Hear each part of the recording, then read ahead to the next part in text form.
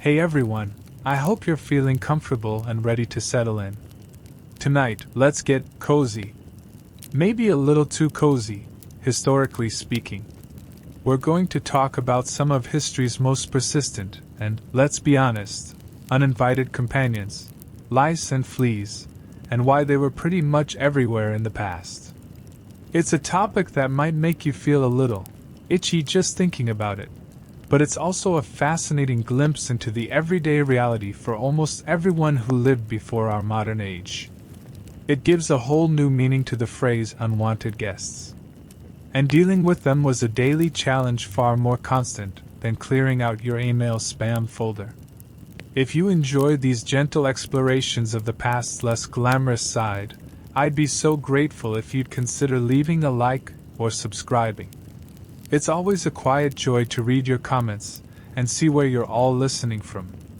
Okay, let's find that perfect spot in bed. Feel the clean, smooth sheets of your own time, and from this comfortable, safe distance, let's gently step back into a world where life and bedding was a very, very different story. To understand why these tiny creatures were such a constant feature of life, we first have to understand the world they lived in, which was, of course, the same world that people lived in. For lice and fleas, pre-modern Europe, and indeed, most of the world, was a paradise. It wasn't just a habitable environment. It was a 5-star, all-inclusive resort, perfectly designed for their survival and proliferation. And the primary reason for this was the very fabric of everyday life, from the houses people lived in to the beds they slept on. Let's start with the home itself. For the vast majority of the population, from a peasant farmer to a middling town artisan, homes were small, crowded, and constructed entirely from organic materials. Privacy was a luxury few could afford.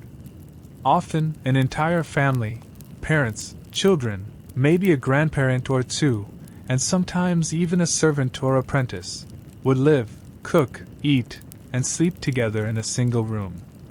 This constant, close physical contact was, of course, the perfect way to share everything, including parasites. The very construction of these houses was an open invitation. Walls were often made of wattle and daub, a woven lattice of wooden strips packed with a composite of wet soil, clay, sand, straw, and animal dung. Roofs were commonly thatched with thick layers of straw or reeds. While providing adequate shelter from the rain, these materials were also a haven for all manner of insects and vermin, who could burrow, nest, and breed within the very structure of the house. The floors, however, were a particularly thriving ecosystem. In many homes, the floor was simply packed earth. In others, including some of the more well-to-do households, it was common practice to cover the floor with rushes or straw. This provided a layer of insulation and a softer surface to walk on. But this flooring was rarely changed. The 16th century scholar Erasmus famously described English houses where the same floor rushes would remain in place for as long as 20 years. Over time, a rich, layered substrate would build up underneath the top layer of rushes, composed of spilled ale, grease from cooking, discarded bits of food, spit, animal and human waste, and all manner of debris. This created a warm, damp, and nutrient-rich environment, the absolute perfect breeding ground for fleas, whose larvae thrive on organic detritus. Then there was the bedding.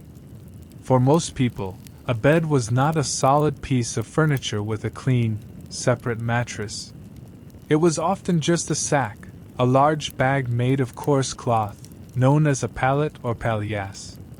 This sack was stuffed with whatever insulating material was available. For the poor, this was usually straw or dried leaves. Those slightly better off might use horsehair, wool scraps, or even feathers.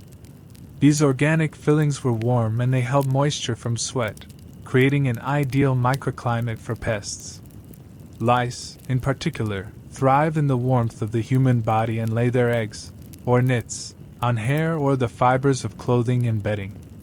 A straw-stuffed mattress was a louse's paradise, a place to which they could retreat, and where their eggs could incubate in warmth and security. Cleaning these beds was a monumental task. You couldn't just pop the mattress cover in the washing machine. You would have to empty the entire sack of its contents, attempt to wash the coarse fabric, and find fresh, dry stuffing, a luxury not often available. As a result, the bedding was seldom fully cleaned, making it a permanent home for generations of parasites. In this context, lice and fleas weren't a sign of a temporary infestation that needed to be eradicated. They were simply a part of the household, as common as the cooking pot or the family dog. The struggle was not for total elimination, which was seen as impossible, but for management, a constant, low-level war to keep the numbers from becoming completely unbearable. This was the physical world they inhabited, a world built from the very materials that also gave shelter to their smallest, most intimate tormentors. Now let's try to feel that world. Let the hum of your refrigerator and the distant sound of traffic fade completely from your mind. Imagine you are lying down to rest, not in your clean, modern bed, but on a simple pallet on the floor of a small cottage, sometime in the 14th century. The day's work is done. The single room of the house is dark, save for the faint, soft red glow of the dying embers in the central hearth. The air smells of cool smoke, damp earth, and the faint, animal warmth of your family sleeping close by. You are lying on a large linen sack, and you can feel through the coarse fabric the lumpy, uneven texture of the straw it's stuffed with. It rustles with a dry, papery sound every time you shift your weight. The scent it gives off is that of dried grass, dust, and something else, a faint, slightly sour smell of long use. You pull a rough, woolen blanket over you. Its texture is scratchy against your skin, not soft. You close your eyes, your body heavy with the fatigue of a long day of physical labor. You can hear the slow, deep breathing of your father nearby, and the softer, quicker breaths of your younger siblings bundled together a few feet away. Near the hearth, the family dog gives a low whine in its sleep, and its leg thumps rhythmically against the dirt floor as it dreams. These are the familiar, comforting sounds of your home, the sounds of safety. As your mind begins to soften and drift towards the edge of sleep, you feel a tiny, familiar tickle on your scalp. Without fully waking, your fingers find their way there and you scratch, a slow, automatic motion. A moment later, a small, sharp prickle on your leg, just above the ankle. You shift, trying to move away from it, tucking the blanket tighter. Another one on your side, along your ribs. This isn't alarming. It isn't a cause for panic or disgust. It is simply the way things are. It is the texture of night, a sensation as familiar as the hardness of the floor beneath you and the warmth of the blanket above.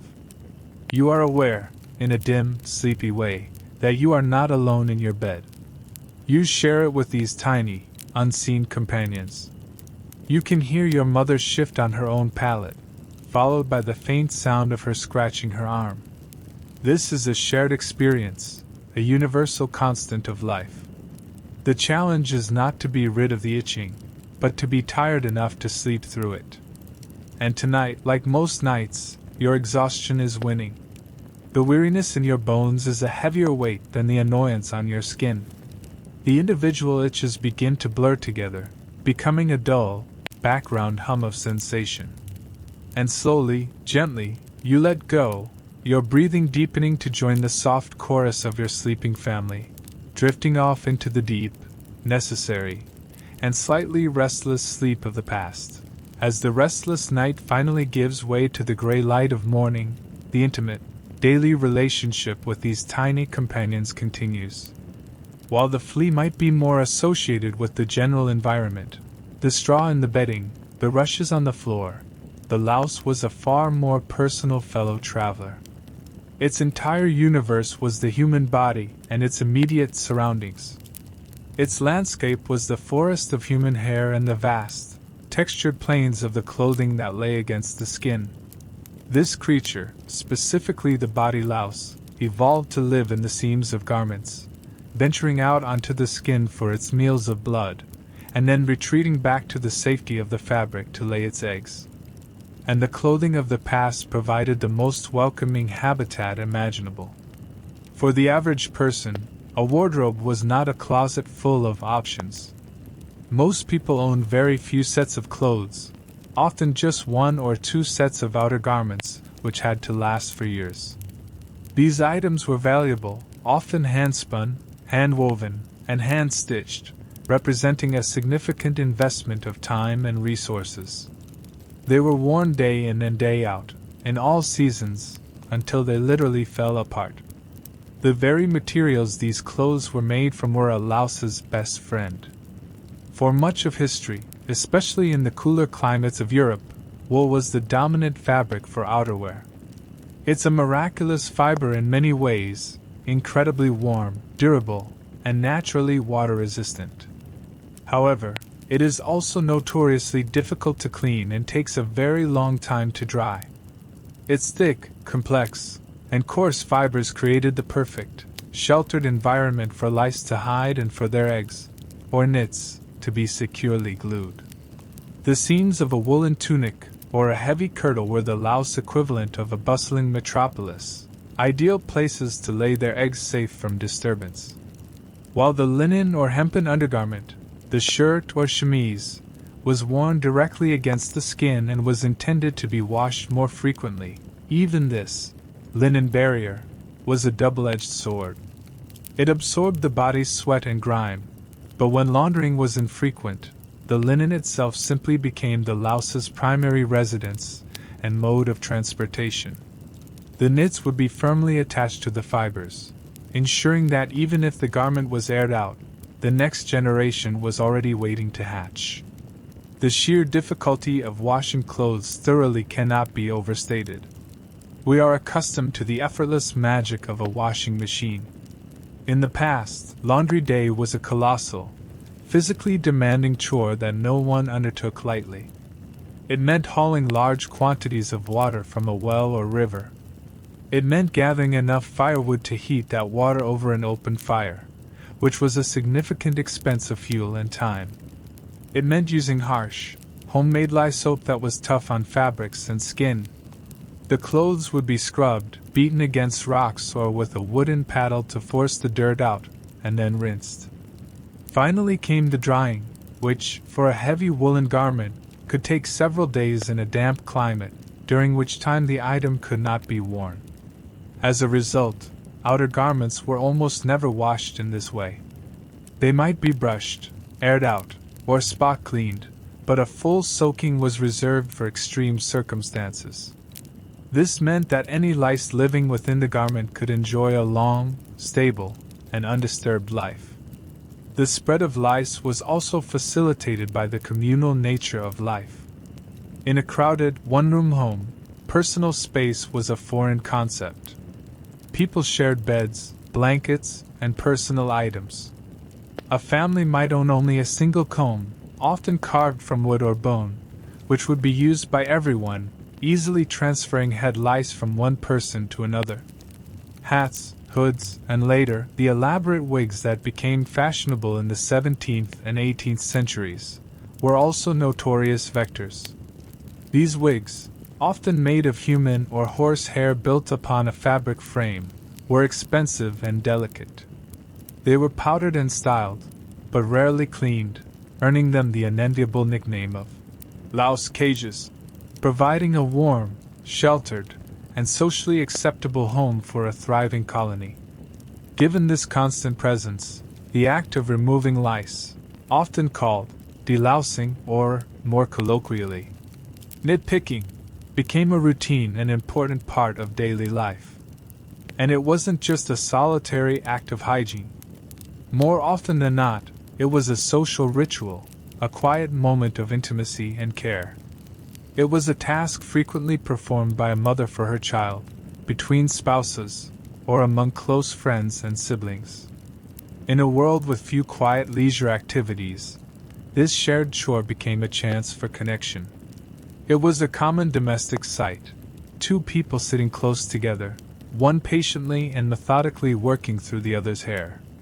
This act of grooming, so common among other primates, served a similar function for humans. It was a tangible expression of a social bond, a way of saying, "I care for you." The very term, nitpicking, has survived in our language to mean focusing on tiny, insignificant details, a direct echo of this meticulous, detail-oriented task that was once a fundamental part of showing affection and maintaining social cleanliness. Now, let's settle into that quiet, domestic moment.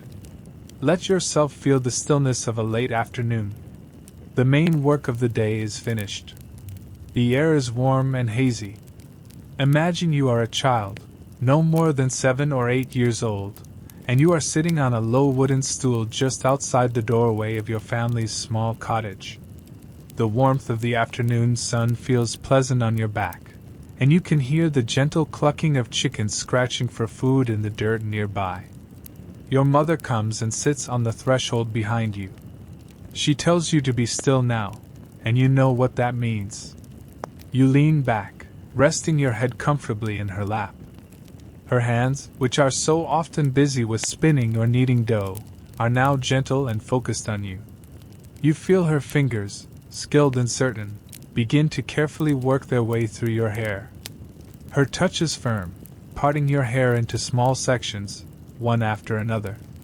You can feel the light drag of her fingernails against your scalp as she systematically inspects each section. It's not a painful or unpleasant feeling.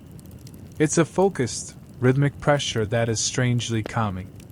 Occasionally, you feel a tiny, sharp scrape, the removal of a stubborn nit, glued fast to a strand of hair.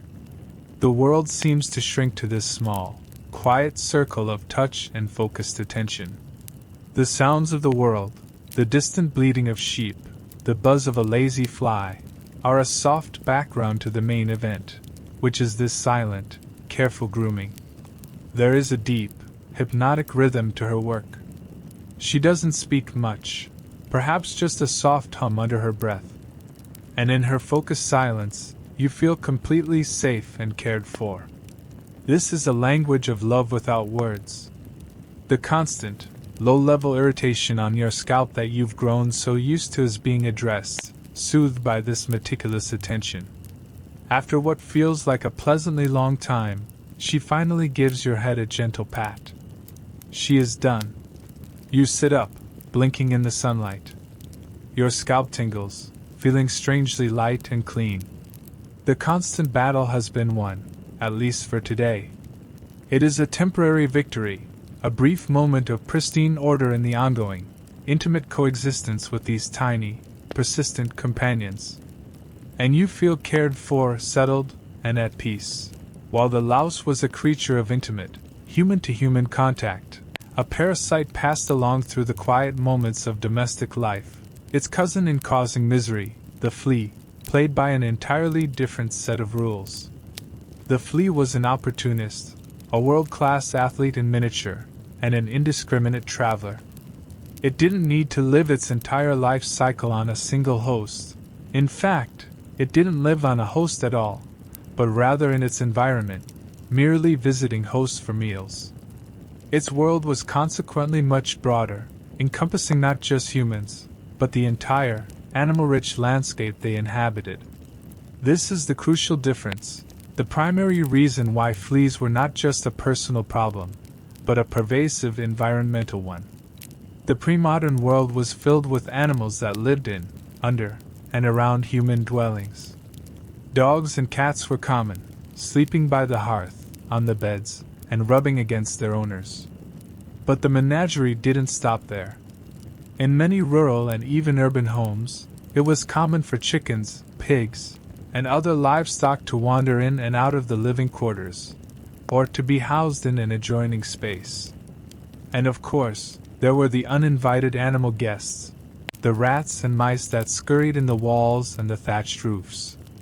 Each and every one of these animals was a potential host for fleas, a walking, breathing, blood-filled buffet. The flea life cycle is a masterpiece of resilience and explains its ubiquity. An adult female flea, after feeding on a host, be it a dog, a rat, or a person, lays its eggs. But unlike lice, these eggs are not sticky. They are dry and smooth, and they immediately fall off the host and into its surroundings. This means the eggs would be scattered into the straw of a mattress, the dusty corners of a room, the bedding of a dog, or the filthy rushes covering the floor. After a few days, these eggs would hatch into tiny, worm-like larvae. These larvae had no interest in blood. Instead, they fed on the organic debris they found in their environment, which, as we've established, was plentiful. They would feast on anything from flakes of skin to the droppings of adult fleas, which are essentially dried blood. After growing and molting, the larva spins a silken cocoon and enters the pupal stage. Here, inside this incredibly tough, sticky cocoon, to which dust and debris adhere, making it perfectly camouflaged, it can wait.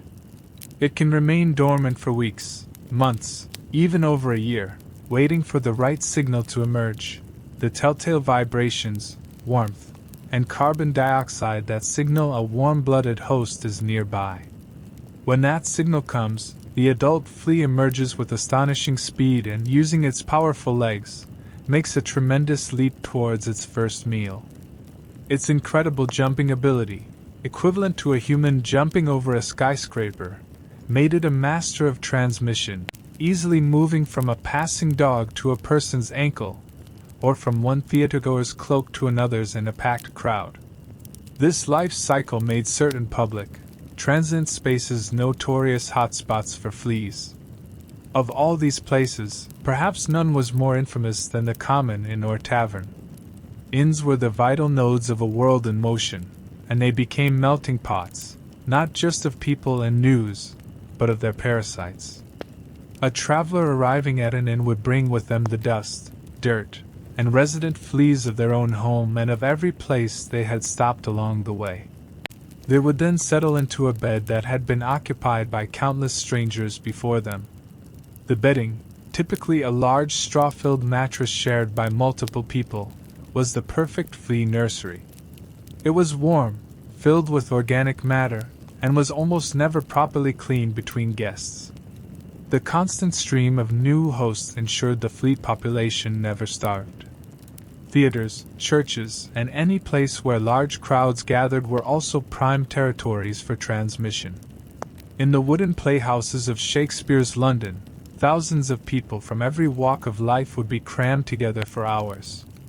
The groundlings, standing in the open-air pit on a floor of ash and nutshells, would be a chaotic marketplace for fleas seeking new opportunities. The close quarters, the body heat, and the sheer number of available targets made it almost inevitable that you would leave with more companions than you arrived with. People were not unaware of this problem, but their attempts to fight back were often based on misunderstanding.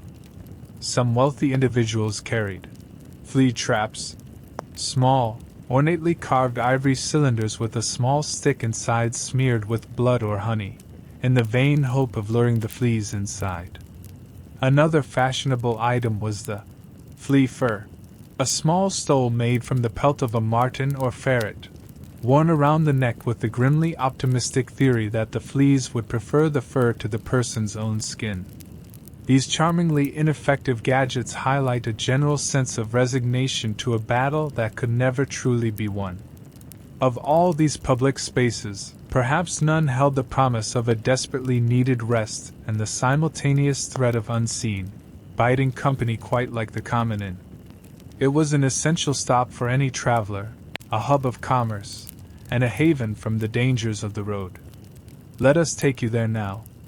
Soften your focus, and imagine you are a weary traveler at the end of a very long day. You've been on horseback, or perhaps just on foot, on a muddy, rutted road in the 17th century. The sun has set, and a damp chill is in the air. Then you see it up ahead, the warm, flickering, inviting light from the windows of an inn, its painted sign creaking in the breeze. The thought of a hot meal and a bed, no matter how humble, is the most beautiful prospect in the world. You push open the heavy wooden door and are immediately hit by a wall of noise, heat, and smells. The common room is packed. A huge fire roars in the hearth, casting dancing shadows on the low, beamed ceiling. The air is thick with the clamor of dozens of voices, the clatter of tankards, the smell of spilled ale, roasting meat, pipe smoke, and the damp, earthy scent of wet wool cloaks drying by the fire. After a simple, hearty meal, you ask the innkeeper for a bed. There are no private rooms for a person of your means. He leads you up a rickety, narrow staircase to a long attic room under the eaves. Here, several large, low beds are lined up, most of them already occupied by the snoring, coughing, and muttering forms of other travelers. He points you to a space in a bed you will be sharing with at least 2 other strangers. You are far too tired to protest. You remove your muddy boots and your cloak and climb in, the lumpy straw-filled mattress rustling loudly beneath your weight. The single woolen blanket is coarse and smells faintly of stale sweat, old smoke, and other people. You huddle down, pulling the blanket up to your chin, seeking warmth and oblivion. For a few blissful moments, your exhaustion is so profound that you think you will fall asleep instantly. But just as you begin to drift away, a sharp, needle-like prick on your ankle makes you flinch. You ignore it. Then another on your calf. You instinctively scratch at it. A third, on the back of your knee. You realize with a sinking heart what is happening.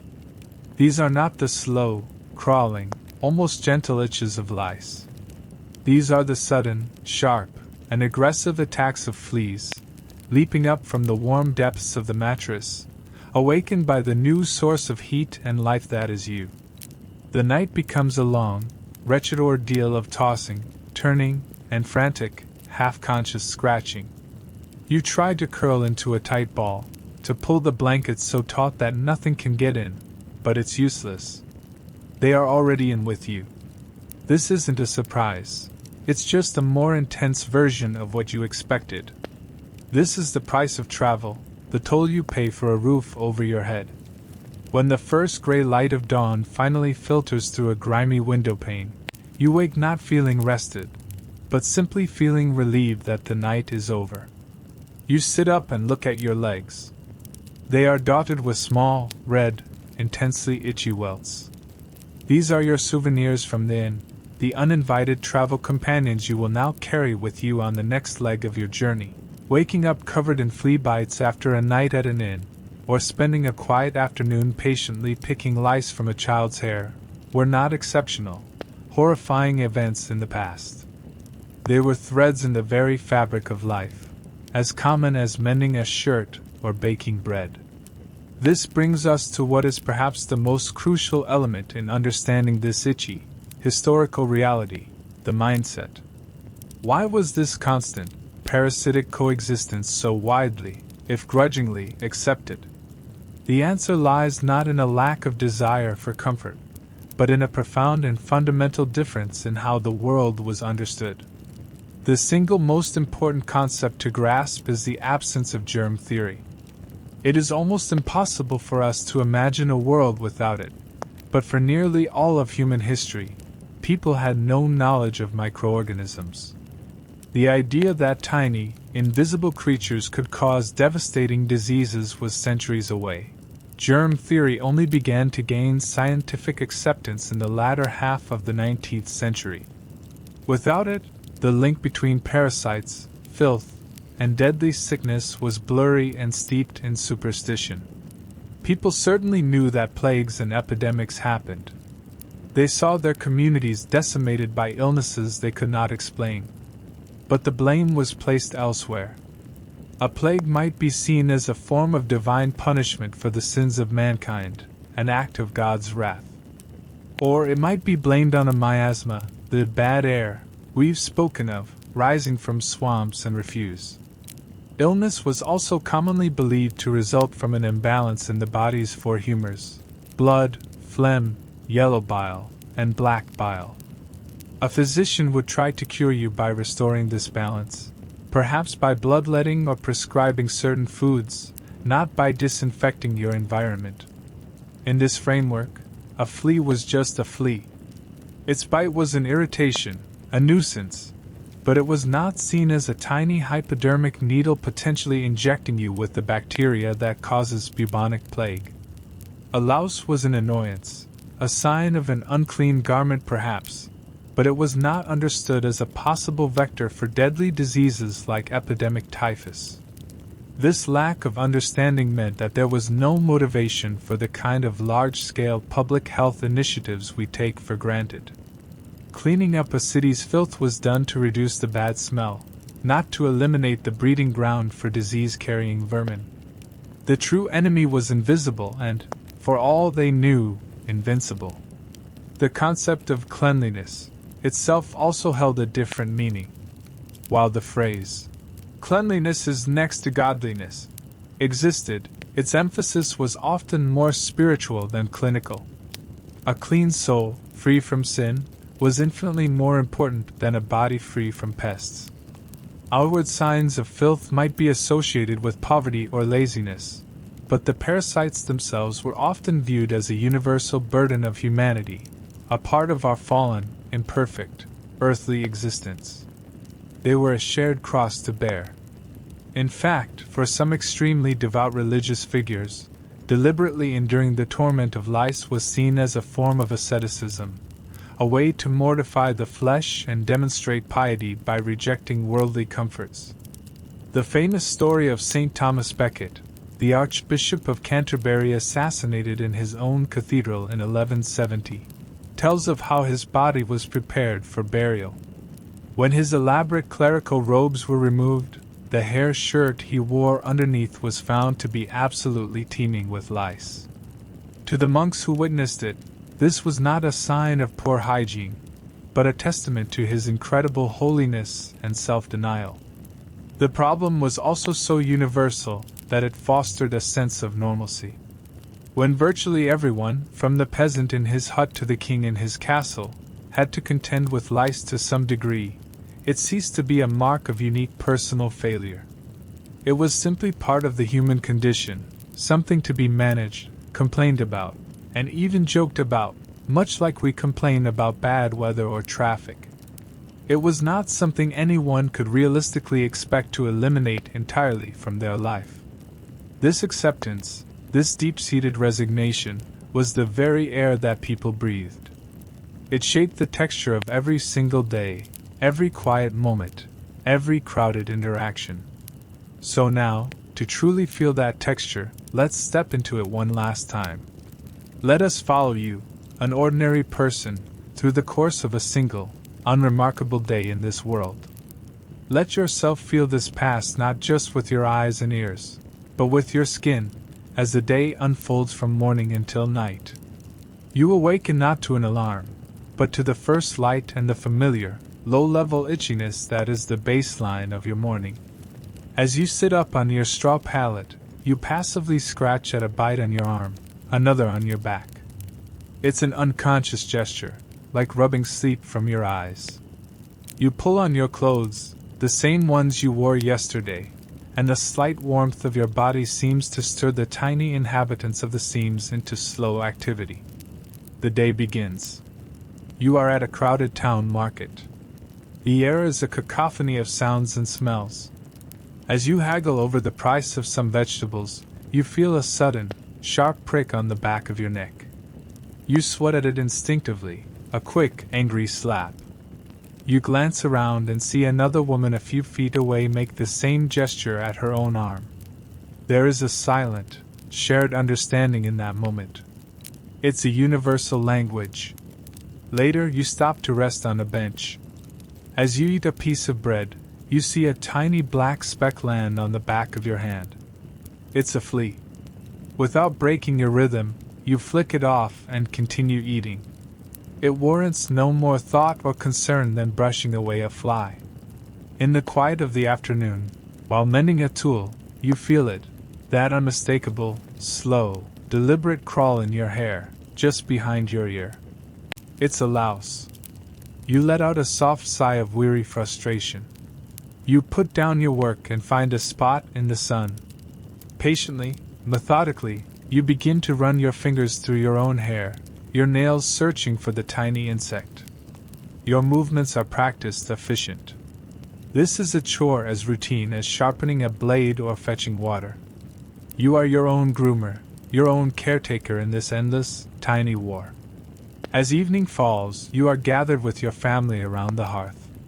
The warmth of the fire feels good on your skin, but it also seems to invigorate your unseen companions. The itching becomes more insistent. You find yourself scratching your legs, your scalp, your sides, more and more frequently. You look at your spouse, your children. In the soft, flickering firelight, you see them all doing the same, shifting and scratching in a quiet, unconscious family rhythm. It is a portrait of domestic life, painted in shades of warmth, love, and a constant, shared irritation. This is the texture of your life. It is not dramatic. It is simply normal. But now, that day is over. Let the feeling of that persistent, historical itch begin to fade. It is a phantom sensation now, a story that has been told. It belongs to that other time, not to you. Not here. Let the memory of the flea-bitten traveler and the nitpicking mother gently recede. Let the feeling of the coarse wool and the rustling straw dissolve into the quiet of your own space. Feel the simple, smooth, profound luxury of your own bed. A bed that is clean. A bed that is calm. A bed where you are truly alone, in the most comforting sense of the word. Here, there is nothing to fight, nothing to endure. The only thing crawling is the slow, gentle march of time, leading you towards a deep and peaceful and uninterrupted sleep. Take a slow breath in, and as you breathe out, let go of that other world completely. Let its struggles and its textures fade away until there is nothing left but the quiet of this moment. Breathing in peace, and breathing out the day. Drifting now, on the clean, soft surface of your bed, into a deep and truly restful night. Good night.